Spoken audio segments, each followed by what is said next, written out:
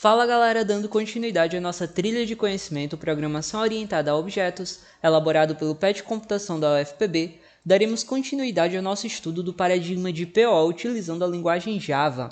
Na aula de hoje, pessoal, iremos continuar o nosso estudo do segundo pilar de orientação a objeto que eu apresentei para vocês na aula anterior, que era herança, certo? Então, se vocês não viram o vídeo anterior, recomendo vocês voltarem, assistirem, entenderem, para depois assistirem esse vídeo de agora, pois eu irei me referir a vários conceitos que já foram apresentados na aula anterior, certo? Então, sem mais delongas, vamos iniciar a nossa aula. Pacotes.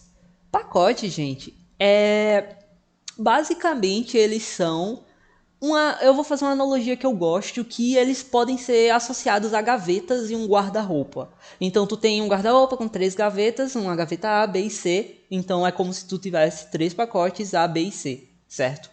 Vamos dizer agora que dentro de cada gaveta tu vai colocar roupas. Na gaveta A tu coloca camisas, na gaveta B tu coloca calças, na gaveta C tu coloca meias, certo? O mesmo, essa organização que tu fez no teu guarda-roupa, com tuas gavetas, com tuas roupas, tu consegue fazer com os pacotes. Então, tu vai ter 3 pacotes, A, B e C. Num pacote A, tu vai colocar códigos específicos. Num pacote B, tu vai colocar outros códigos específicos. Num pacote C, tu vai colocar outros códigos específicos. Vocês concordam comigo que dessa forma que tu organizou teu guarda-roupa gera uma organização? Porque se tu quiser camisas, tu vai diretamente na gaveta que tu quer. Ah, eu quero camisas na gaveta A. Quero meias na gaveta C. Quero calças na gaveta B. Ah, quero meias de novo, gaveta C. E assim sucessivamente, tu vai direto. O mesmo acontece com os pacotes. Tu vai ter um pacote que tu vai guardar as entidades do teu negócio. Outro que tu vai guardar as regras de negócio. Outros que tu vai guardar os serviços da tua aplicação. Certo? Então perceba quão organizado fica o teu código. E isso também implica na modularização. Tu vai modularizar melhor, tu vai ter classes de negócios, classes de entidades, classes de serviços, certo? Classes de exceções. Tu vai ter um pacote só de exceções. Perceba quão organizado vai ficar teu código fazendo uso de pacotes. Então, quem programa em orientação a objetos isso é a minha perspectiva, certo, gente? Pode ser outras pessoas que têm diferentes perspectivas, mas a minha perspectiva é: quem programa em orientação a objeto e não utiliza pacotes tem um código ceboso. Tem um código que não dá para trabalhar em equipe, sabe? Mas além desses 2 benefícios que eu já falei para vocês, gente, ainda tem um controle de acesso que os pacotes eles contribuem para aquele primeiro pilar que eu falei para vocês de encapsulamento. Na aula anterior, quando eu mencionei para vocês do modificador de acesso protected, eu falei 2 coisas. Primeiro, que quando tu utiliza protected, tu vai ter diferentes classes conseguindo acessar o mesmo atributo desde que essas classes estejam no mesmo pacote, certo? Agora, quando tu utiliza o protected e tu tem subclasses em diferentes pacotes, tu consegue acessar o atributo que está numa superclasse num pacote totalmente aleatório. Cria na cabeça de vocês, eu tenho 3 pacotes, A, B e C. No pacote A eu tenho uma classe Azinho, no pacote B eu tenho uma classe Bzinho, no pacote C eu tenho uma classe Czinho. Azinho e Czinho herdam de Bzinho. Se Bzinho utiliza um modificador de acesso protected, mesmo Azinho e Czinho estando em pacotes diferentes, elas vão conseguir acessar esse atributo. Vocês têm que fixar isso na cabeça, porque modificador de acesso é obrigatório para quem programa em orientação a objeto, que é um dos pilares, encapsulamento. Aí vocês vão dizer, porque tu tá falando de encapsulamento se a gente tá abordando o segundo pilar herança. Porque os pilares são interconectados, gente. Vamos para o código, eu espero que vocês consigam entender isso. Aqui eu tenho um código base, certo, gente? Eu criei uma classe que eu chamei de conversor de temperatura, onde vai ter um atributo mensagem, vai ter o construtor, 2 métodos, um método para converter de graus Celsius para Fahrenheit e outro para converter de Fahrenheit para Celsius, certo? Aqui eu tenho um main, certo? Que basicamente ele está instanciando, certo? Ele está instanciando a minha classe e executando aquelas funções, aqueles métodos que eu criei, certo? Deixa eu executar aqui para vocês verem. Tá aqui, 89.6 e 32, no caso estou indo e voltando, né? Certo.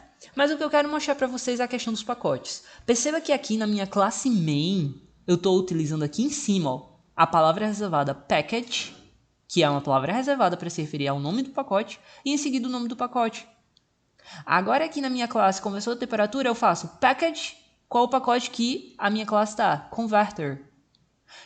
Agora, se eu quiser utilizar a minha classe converter, ou seja, meu conversor de temperatura, perdão, na minha classe main, eu tenho que importar ela do pacote onde ela está. Como é que eu faço isso? Import, eu utilizo a palavra-chave import, o nome do pacote, ponto, o nome da classe. Certo? Perceba a organização que fica teu código. Eu não sei se vocês estão conseguindo ver, porque minha tela é um pouquinho grande, mas aqui na lateral, certo? Aqui na lateral, vocês conseguem, eu espero que vocês consigam ver, tem a estrutura dos pacotes. Eu criei 3 pacotes, certo? Eu tenho meu pacote application, que é onde está a minha classe main. Eu criei outro pacote que é o converter, onde vai ter a minha classe conversor de temperatura, e eu criei uma outra classe que é conversor de Kelvin. Ela tá vazia porque posteriormente eu vou explicar outro conceito para vocês, certo? E eu vou criar uma outra classe que é entidades, que vai ter mais 2 classes, que é uma classe gerente, também eu irei explicar mais na frente, que está obviamente no pacote entidades, e minha classe user, que também está no meu pacote entidades, certo? Então perceba a modularização que fica teu código, perceba quão organizado fica teu código separando tuas classes em pacotes, certo? Vamos dizer que eu quero utilizar agora a classe user, como é que eu faço? Eu faço import, certo? Entities, ponto, qual a classe? User, pronto. Agora eu posso usar user aqui, eu posso criar um user, gente. Eu posso fazer user sc recebe new user. Ele vai dar erro porque user espera parâmetros, certo? Deixa eu ver quais são os parâmetros de user aqui. É apenas uma senha. Eu vou colocar aqui 1, 2, 3, 4. Pronto, agora eu já posso utilizar meu user.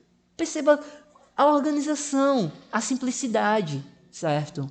Que fica teu código.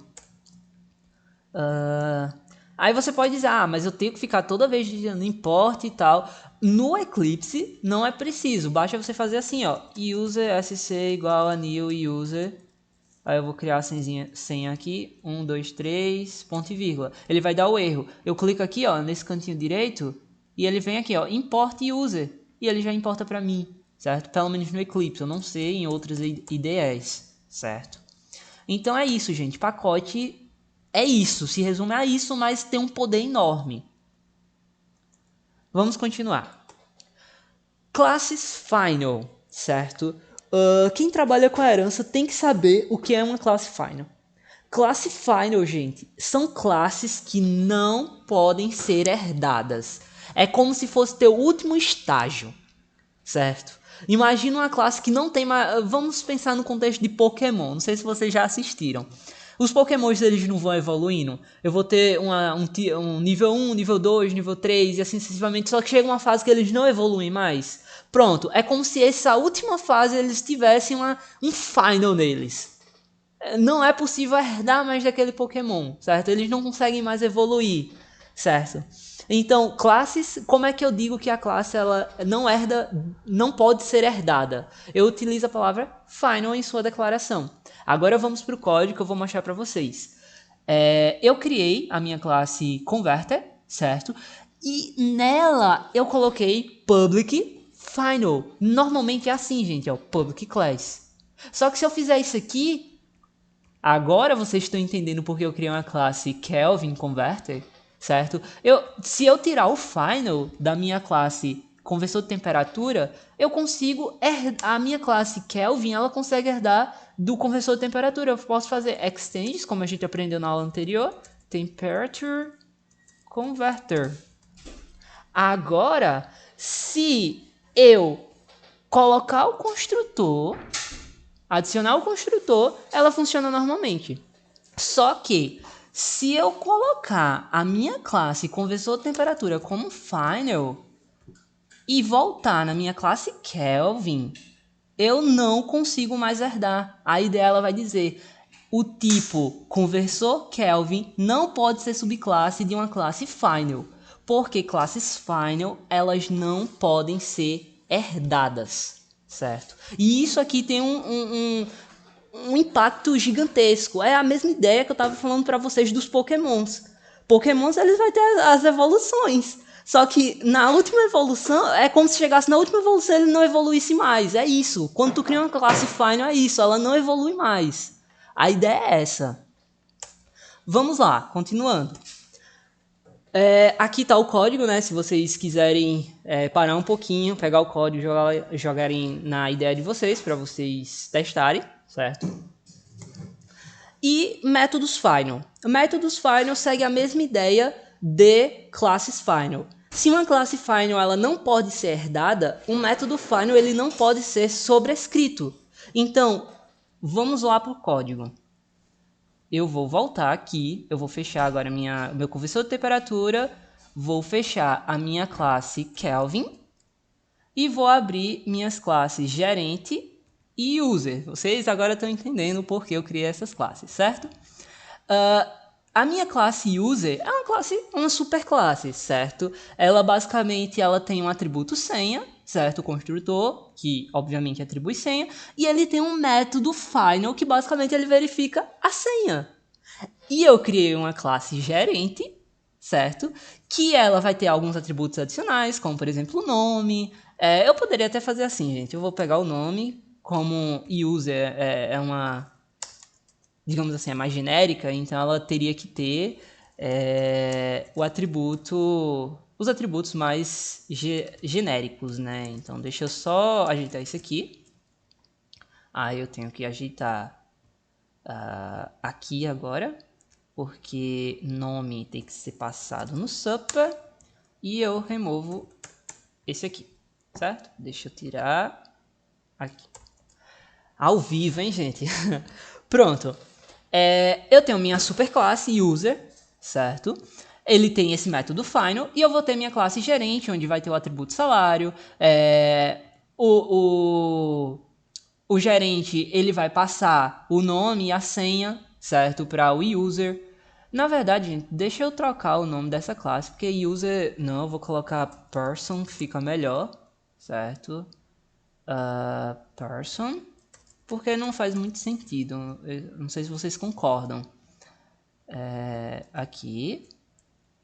E eu vou criar uma outra classe. Eu vou criar a classe user agora, que faz mais sentido. Ao vivo, hein, gente? User.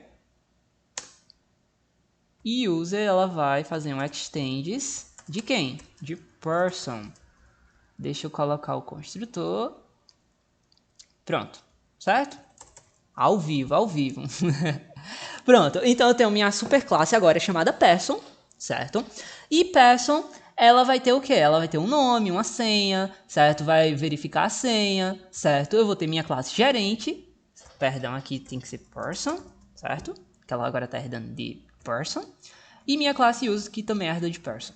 Então agora eu tenho duas classes, gente. Eu tenho três classes. Eu tenho minha superclasse person, que vai ter os atributos nome e senha, certo? O construtor normal que vocês conhecem. Eu vou ter o método final para verificar a senha. Eu tenho minha classe user, que vai herdar de person. Basicamente ela só pega o construtor e joga os parâmetros para a superclasse. E eu vou ter minha classe gerente, que vai ter um salário, vai ter um nome, vai ter uma senha, certo? Que vai jogar também para a minha superclasse person, certo? No caso, só o nome e a senha, né, gente? Obviamente. E aí ele vai ter os métodos get, set e tudo mais. Só que se você for na classe person, que lá tem o método final, e você tentar sobrescrever esse método em manager, digamos que manager, gerente, tem uma outra regra para verificar a senha, e tu quer sobrescrever isso. Como é que tu faz para sobrescrever? Aula anterior. Override. E agora vocês fazem o quê? Ctrl C, Ctrl V, né, gente? Vocês vão na classe person e colocam aqui. Agora vocês querem sobrescrever. E não é possível. Olha o errinho que tá dando. Não é possível sobrescrever um método final de person. Métodos final não podem ser sobrescritos. Se tu quiser sobrescrever esse método, tu tem que ir na classe person, tirar o final do método. Agora, se tu for aqui, tu pode tirar o final também. E eu poderia fazer, por exemplo, apenas return password. Eu não vou fazer nenhuma verificação. Return password. E agora, aqui, deixa eu fazer o seguinte. Eu vou return.